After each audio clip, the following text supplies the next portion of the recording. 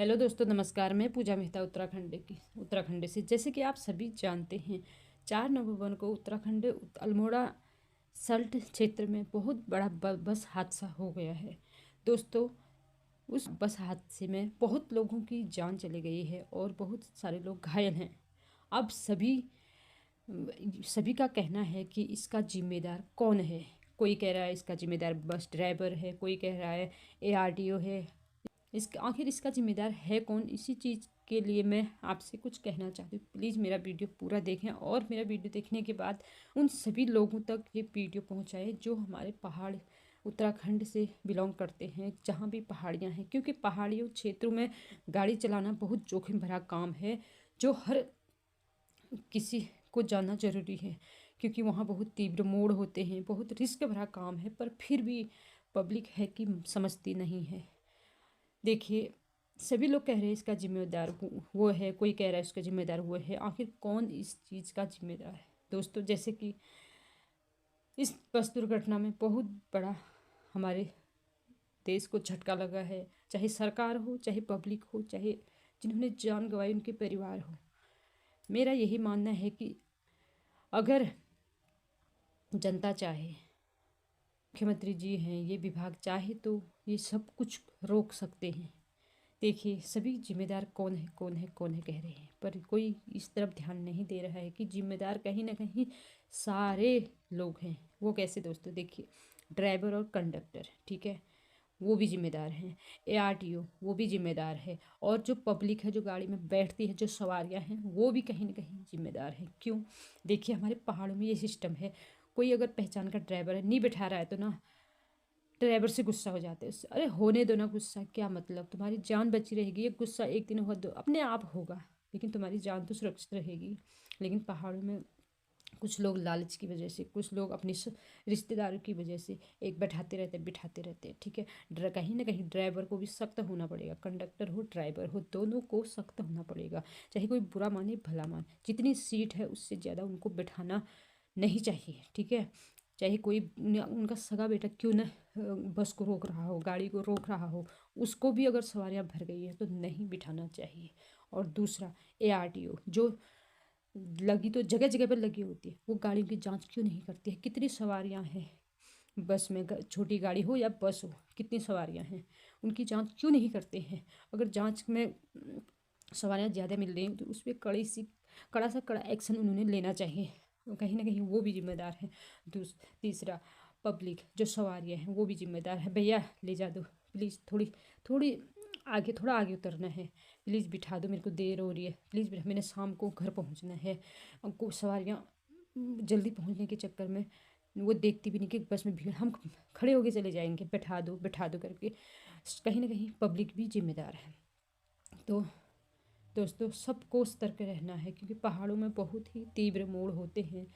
और इन तीव्र मोड़ों में एक दिन लेट हो जाएगा तो आपको कोई नुकसान नहीं होगा, पर जल्दबाजी के चक्कर में अगर आपका नुकसान, अगर कहीं ऐसी बस दुर्घटना हो गई तो एक दिन लेट होने से कुछ नहीं बिगड़ेगा।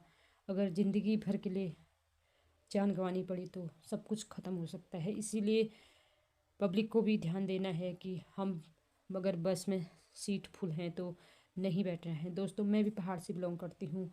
हम भी गांव आते जाते रहते हैं। मैंने भी देखा है, चाहे छोटी गाड़ी हो चाहे बस हो, हमारे वहाँ को भी, हम पिथौरागढ़ से बिलोंग करते हैं।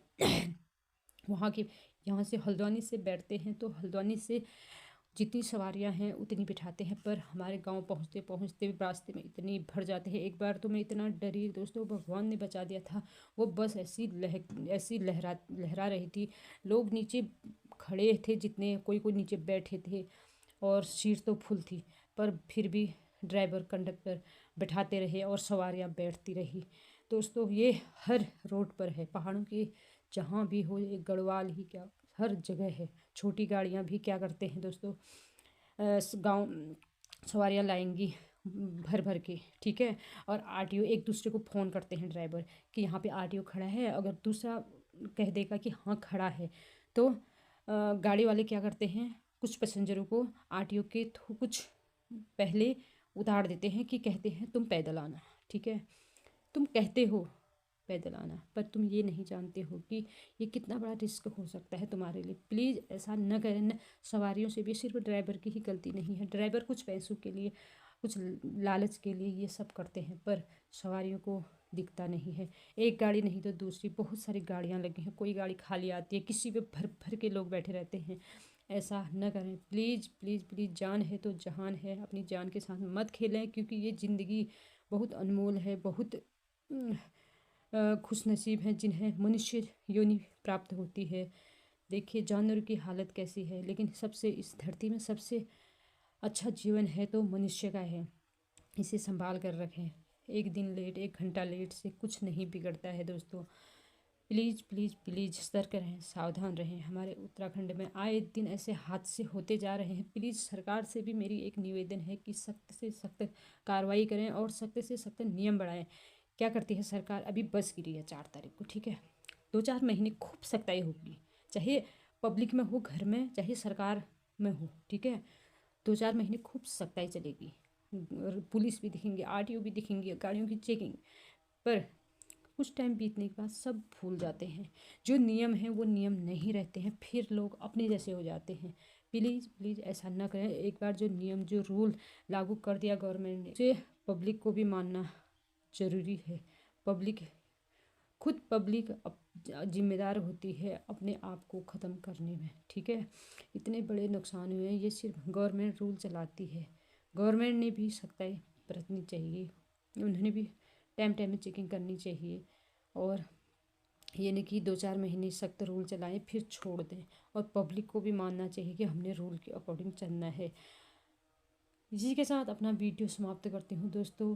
इस बस हादसे ने बहुत बड़ा, मतलब हमारे उत्तराखंड को ऐसा झटका लगा है दोस्तों। सारे लोग जो भी इस चीज़ के बारे में सुन रहे हैं ना दोस्तों, ये रोंगटे खड़े हो जा रहे हैं। अब हमको अपने गांव, हम हर साल में 1 या 2 या 3 बार हम गांव आते जाते रहते हैं, तो हमें भी कहीं ना कहीं डर लगने लग गया। प्लीज़ पब्लिक से भी और जनता, जो प्रशासन है, सभी से निवेदन है कि अपने रूल में चलें। और ड्राइवरों से खासकर ये है कि कुछ पैसों के लिए किसी की ज़िंदगी के साथ खिलवाड़ न करें। और पब्लिक से निवेदन है कि भरी गाड़ी में न बैठें, देख लें सीट है नहीं है। जब सीट हो तभी बैठें। कोई बात नहीं, 1 घंटा लेट, एक दिन लेट हो जाएगा तो कुछ नहीं बिगड़ेगा, पर ज़िंदगी एक बार ख़त्म हो गई तो सब कुछ ख़त्म हो जाएगा। इसे नज़रअंदाज मत करें। मेरे वीडियो को हर पहाड़ के लोगों तक पहुंचाएं, उनकी आंखें खुले। वैसे इस हादसे को देखकर तो बहुत लोग सतर्क हो ही जाएंगे, फिर भी प्लीज़ प्लीज़ प्लीज़ मेरा निवेदन है, मेरा इस वीडियो को बनाने का यही मकसद है कि हमारे पहाड़ के लोग आए दिन ऐसे दुर्घटनाओं के शिकार होते जा रहे हैं। प्लीज़ सरकार से निवेदन है कि सख्त से सख्त कदम उठाएं, सख्त से सख्त रूल चलाएं। हमारे पहाड़ों में खासकर हर रोड में यही परिस्थिति है, हर रोड में यही हो रहा है कि हद से ज़्यादा पैसेंजर बैठ के अपने जान गंवा दे रहे हैं।